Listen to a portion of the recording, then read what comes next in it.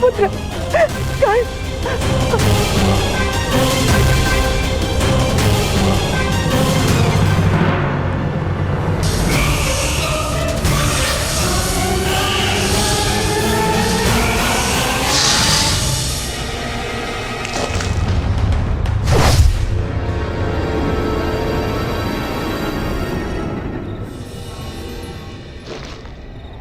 युद्ध नहीं करोगे मनुष्य?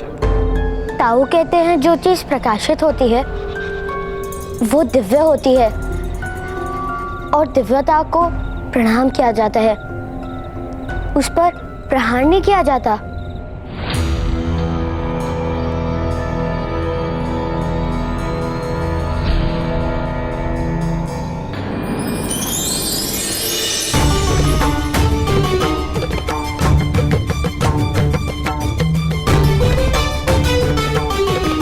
उचित ही है बालक, तुम्हारे प्रहारों का मुझ पर कोई परिणाम नहीं होगा। मैं भगवान वरुण का सेवक और जलाशयों का स्वामी यक्ष, यहाँ मेरा साम्राज्य है। यहाँ आने वाले जब तक मेरे प्रश्नों के उत्तर नहीं देते, जब तक उनके उत्तर से मुझे संतोष नहीं मिलता, मैं उन्हें मुक्त नहीं करता।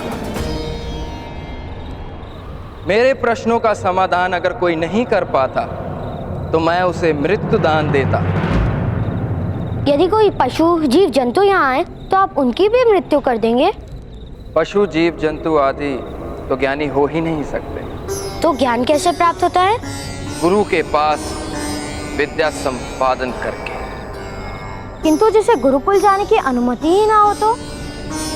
अपने अनुभव से भी विद्या प्राप्त कर सकते हैं। किंतु मैं तो बालक हूँ। मेरे पिताश्री कहते हैं कि बालकों को ना ही गुरुकुल का ज्ञान होता है ना ही अनुभव का, इसलिए बालक अज्ञानी नहीं अबुद्ध होता है। अज्ञानी और अबुद्ध में क्या भेद है महाशय? अज्ञानी वह है जो सीख कर भी कुछ नहीं सीखता, ना अपने गुरु से ना अपने अनुभव से, और अबुद्ध वो है जिसने अभी सीखना आरंभ ही नहीं किया। तो मैं क्या हूँ? तुम अबुद्ध। मैं अज्ञानी नहीं? नहीं। तो अबुद्ध को प्रश्न करके क्या लाभ? आपने मेरे सारे प्रश्नों के यथार्थ उत्तर दिया है। मैं आपको मुक्त करता हूँ। मूर्ख बालक, तुम मेरे बंधन में हो। तो फिर आप मेरे प्रश्नों का उत्तर क्यों दे रहे थे?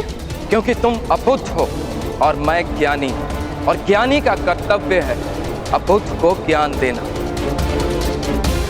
किंतु इसका अर्थ ये नहीं कि तुम मुक्त हो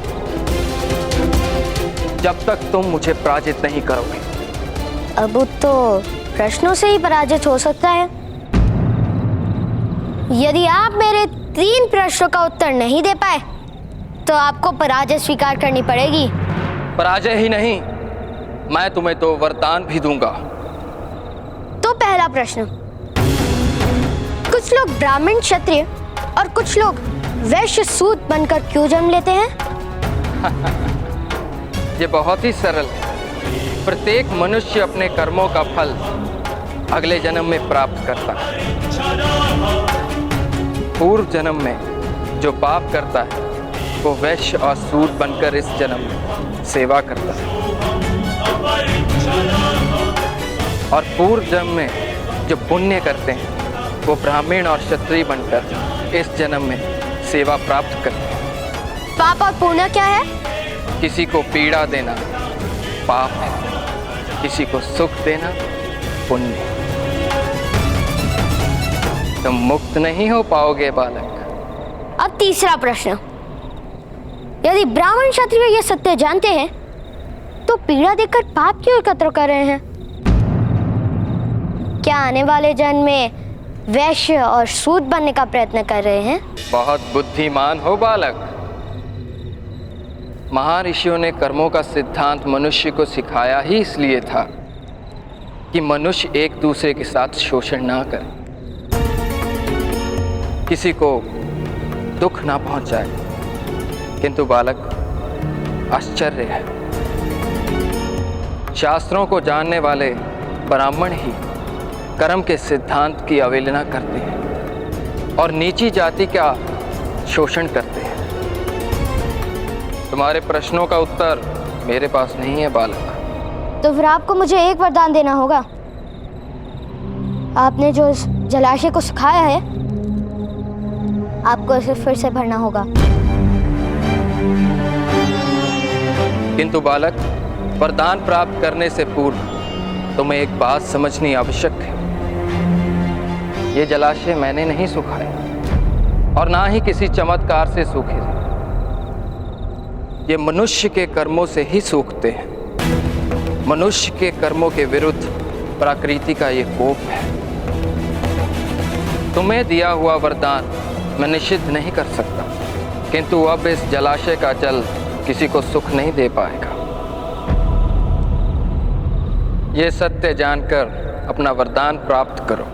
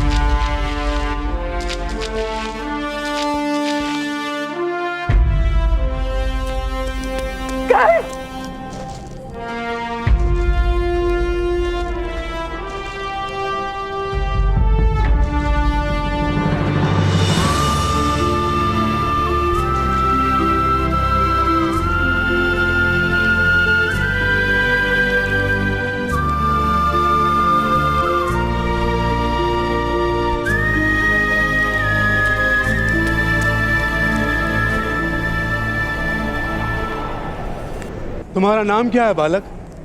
कर्ण। मेरे भ्राता कर्ण।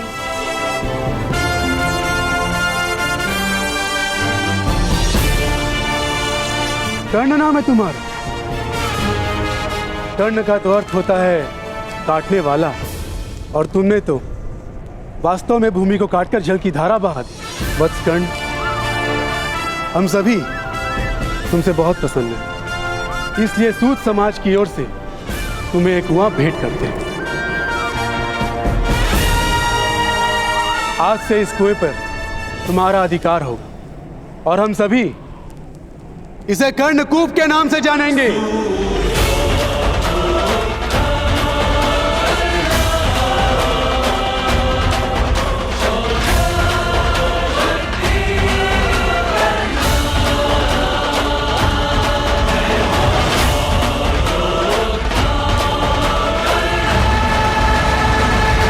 क्या आप सत्य में इस जलाशय पर मेरा अधिकार स्वीकार करेंगे? तो मैं उस अधिकार से इस जलाशय को दान में देता हूं।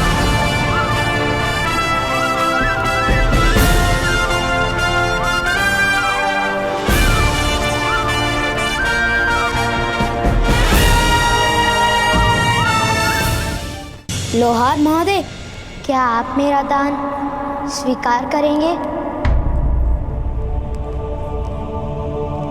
असंभव!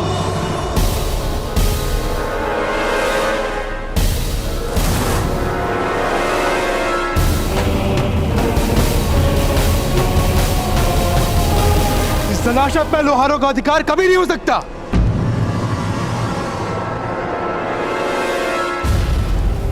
तुम्हें अपना दान निश्चित करना होगा।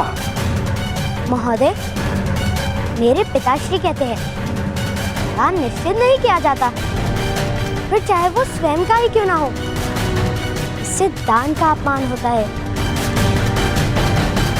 और यह जल देने में हमारे समाज का अपमान होता है।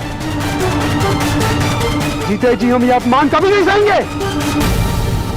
अपमान किस प्रकार का महोदय? जल पर तो सबका अधिकार है ना? जल पर सबका अधिकार होता है, किंतु जलाशय पर सबका अधिकार नहीं होता। समाज की व्यवस्था पर प्रश्न कर रहे हो तुम। नहीं नहीं, अबुध है मेरा पुत्र, व्यवस्था और न्याय का अंतर नहीं समझ सकता। तो समझो, समाज की व्यवस्था में ही न्याय है।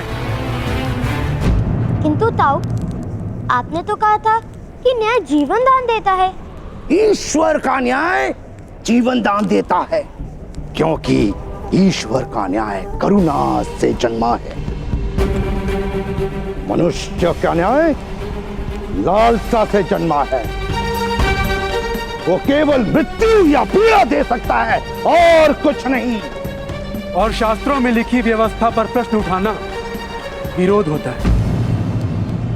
विद्रोह ही तो सामर्थ्य का प्रमाण होता है।